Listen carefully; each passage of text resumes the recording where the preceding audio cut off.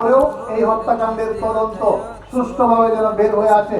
কোন কুশীলবরা এই হত্যাকাণ্ডের সাথে জড়িত ছিল, কি কারণে তারা নিহত হলো, সেটাকে বের করে আনতেই হবে। মানে প্রধানমন্ত্রী এই বিষয়ে বদ্ধপরিকর। আপনারা জানেন, আইন শৃঙ্খলা রক্ষাকারী বাহিনী কে সহায়তা করার জন্য, সিভিল অ্যাডমিনিস্ট্রেশনকে সহায়তা করার জন্য কারফিউ জারি করা হয়েছে। সেই সাথে আর্মি টহল দিচ্ছে। তারা কিন্তু একটি হত্যাকাণ্ডের সাথেও বা তারা আসার পরে একটি গুলিও চালানো হয় নাই। এর থেকেই প্রমাণিত হয় যে পুলিশ কখনোই এক্সেস গুলি বর্ষণ করে নাই। কারণ আন্দোলন আগে থেকে হয়ে আসছে, তখনও পুলিশ কোনো গুলি বর্ষণ করে নাই। আন্দোলন যখন দিক বেদিক শূন্য হয়ে গিয়েছিল, আন্দোলন যখন শুধু পুলিশের উপর হচ্ছিল, সাংবাদিকদের উপর হচ্ছিল, আপনারাও জানেন, আপনাদের সাংবাদিক মারা গিয়েছে, অনেক সাংবাদিক আহত হয়েছে। তারা একটা গ্রুপকে টার্গেট করেছিল, তার প্রধান শিকার হচ্ছে পুলিশ, তার প্রধান শিকার হচ্ছে সাংবাদিকরা। টিভি মিডিয়া ভবন বিটিভি আক্রমণ করেছে, আরো বিভিন্ন টিভি ভবনের সামনে তারা গিয়েছিল, তারা ডেমনস্ট্রেশন করেছে, ধ্বংসযজ্ঞ চালাতে চেয়েছিল। পুলিশের প্রহরার কারণে বা আর্মি প্রহরার কারণে, বিডিআর প্রহরার কারণে তারা কিন্তু সেই ধ্বংসযজ্ঞটা চালাতে পারে নাই। সুতরাং আমি আপনাদেরকে জোরালোভাবে বলতে চাই যে তারা এইসব সংবাদ সম্মেলন, আইনি প্রক্রিয়া যাই করছে না কেন, তাদের উদ্দেশ্য হচ্ছে তারা যে ষড়যন্ত্র করেছিল, সরকার পতনের ষড়যন্ত্র, সেই ষড়যন্ত্র যখন ভেস্তে যাচ্ছে তখনই তারা এইসব খড়কুটো ধরছে, যার মাধ্যমে তারা আন্দোলনকে জিয়ে রাখতে চায়। আমরা আইনজীবী সমিতির তরফ থেকে শক্তভাবে প্রতিবাদ জানাচ্ছি এবং আপনাদেরকে জানাচ্ছি যে এই ধরনের ষড়যন্ত্র, এই ধরনের ধ্বংসযজ্ঞ, এই ধরনের নৈরাজ্যমূলক কর্মকাণ্ড যদি পরিচালিত হতে থাকে, আমরা এটিকে শক্তভাবে প্রতিহত করব। এর বাইরে তারা আরো কিছু বিষয় নিয়ে আসছে, যে তদন্ত কমিটি তারা গঠন করেছে। তারা যদি তদন্ত কমিটি গঠন করে, যাদের মাধ্যমে তদন্ত কমিটি গঠন করেছে তারাই আজকে একটি মামলা পরিচালনা করার জন্য, গতকালকে আমাদের অতিরিক্ত অ্যাটর্নি জেনারেল বিষয়টি অনেক সুন্দরভাবে পয়েন্ট আউট করে বলেছেন, যদি তারা গণতদন্ত কমিটি গঠন করবে, তার আগেই তারা 2 লাইন লিখে একটা রিপ্রেজেন্টেশন দায়ের করে কিভাবে বলে যে এই সমস্ত কর্মকাণ্ড উদ্দেশ্যমূলকভাবে চালানো হয়েছিল। দেশের আইন শৃঙ্খলা পরিস্থিতি নিয়ন্ত্রণের জন্য প্রথম দায়িত্ব কিন্তু আইন শৃঙ্খলা বাহিনীর। সুতরাং আইন শৃঙ্খলা বাহিনী সুষ্ঠুরূপে সেই দায়িত্বটি পালন করে যাচ্ছে।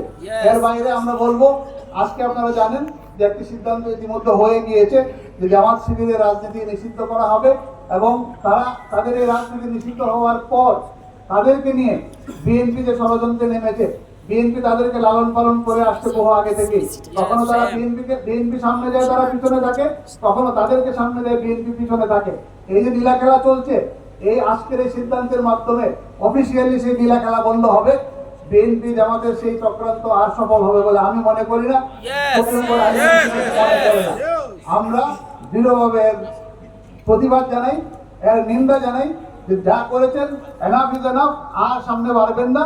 সামনে বাড়লে বাংলাদেশের সুপ্রিম কোর্ট আইনজীবী সমিতি এবং বঙ্গবন্ধু আইনজীবী পরিষদ সহ প্রগতিশীল শক্তি, স্বাধীনতার পক্ষের শক্তি আপনাদেরকে প্রতিরোধ করে তুলবে।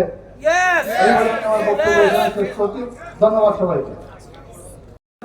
নুরুল ইসলাম সুজন ভাই উপস্থিত রয়েছেন, আমাদের ভাইস প্রেসিডেন্ট রমজান আলী শিকদার, আমাদের মধ্যে উপস্থিত রয়েছেন আরেক ভাইস প্রেসিডেন্ট ডক্টর সেতু ভাই, উপস্থিত রয়েছেন ট্রেজারার নওরোদ আনসারী সহ সকল কার্যকরী কমিটির সদস্যবৃন্দ, সহ সম্পাদক বৃন্দ। আমার সামনে উপস্থিত রয়েছেন সুপ্রিম কোর্ট বার অ্যাসোসিয়েশনের সাবেক সম্পাদক ডক্টর মমতাজউদ্দিন মেহেদি ভাই, সাবেক সম্পাদক আব্দুল নূর দুলাল ভাই সহ সিনিয়র নেতৃবৃন্দ এবং ডেপুটি অ্যাটর্নি জেনারেল বৃন্দ। আমি সবার নাম বলছি না, সবাই স্বল্পতা রয়েছে আমাদের। সবাইকে ধন্যবাদ সংবাদ সম্মেলনে উপস্থিত হওয়ার জন্য। প্রিয় সাংবাদিক ভাই বোনেরা, আপনারা দেখেছেন একটু আগে একটি সংবাদ সম্মেলন করেছেন ব্যারিস্টার মাহবুবুদ্দিন খোকন সাহেব। বিএনপি জামাত শিবির এক কোটা আন্দোলনকে কেন্দ্র করে, যে আন্দোলনটির মাধ্যমে তারা মেইন ষড়যন্ত্র ছিল সরকারকে উৎখাত করা, সেই আন্দোলনটি যখন ব্যাহত হয়েছে তখন তারা উদ্বিগ্ন হয়ে পড়েছে। তারা বিভিন্ন সুতো ধরে, বিভিন্ন ইস্যু তৈরি করে তারা চাচ্ছে সেই আন্দোলনটিকে জিয়ে রাখার জন্য এবং সরকার পতনের যে ষড়যন্ত্র, সেই ষড়যন্ত্রটি তারা বহাল রেখেছে, সেই ষড়যন্ত্রটি তারা করে যাচ্ছে। এবং যারই উপকরণ হিসাবে এই 6 জন যারা মেইন কোটা আন্দোলনকারী, তারা স্বেচ্ছায় তারা বলেছে তাদের নিরাপত্তা দরকার।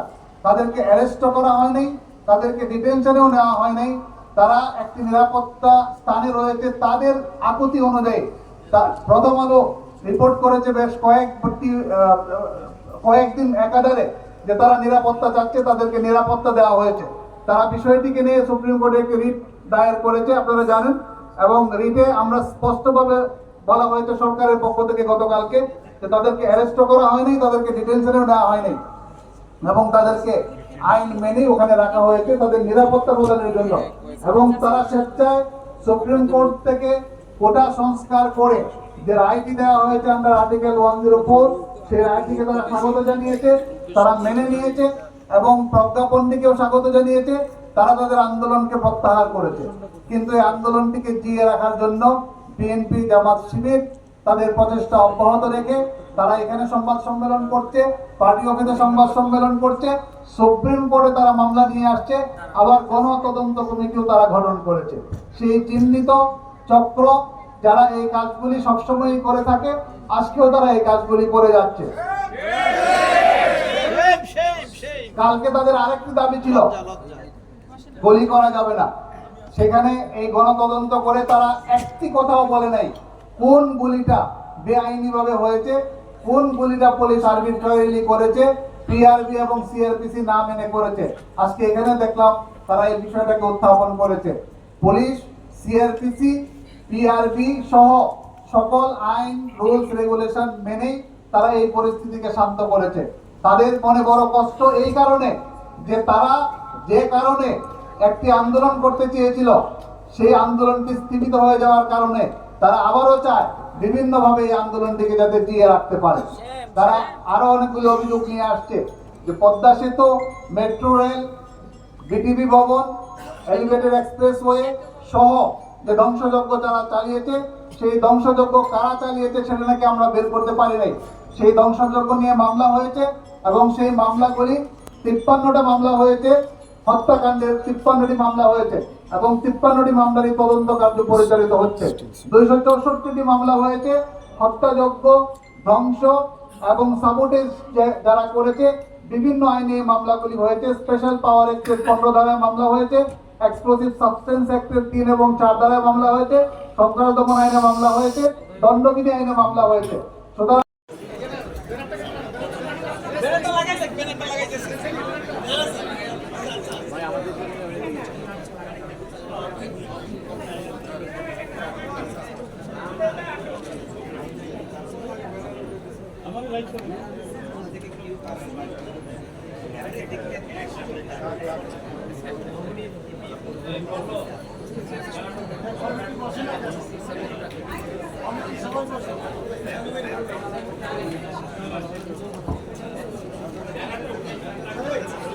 তোমায় দেখাও যায় লাল সবুজের পতাকায় ৭১-এর হাতিয়ার গর্জে ওঠো আরেকবার ৭১-এর হাতিয়ার দিয়েছি তো রক্ত, আরো দেব রক্ত, রক্তের বন্যায় ভেসে যাবে অন্যায়, লড়াই লড়াই লড়াই চাই, লড়াই করে বাঁচতে চাই, এই লড়াইয়ে জিতবে কারা? বঙ্গবন্ধু সৈনিকেরা, জয় বাংলা। জয় বাংলা।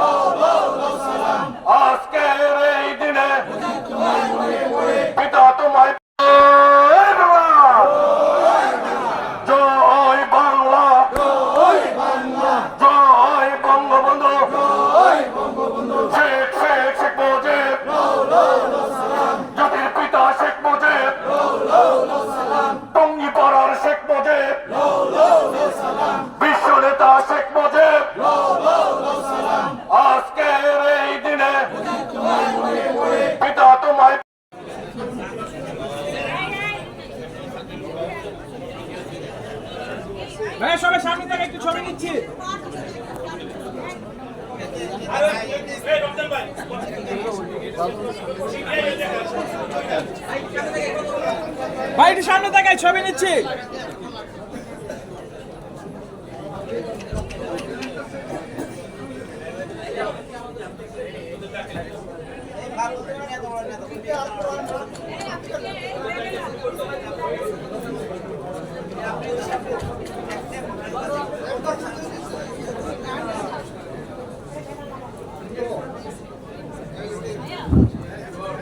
সবাইকে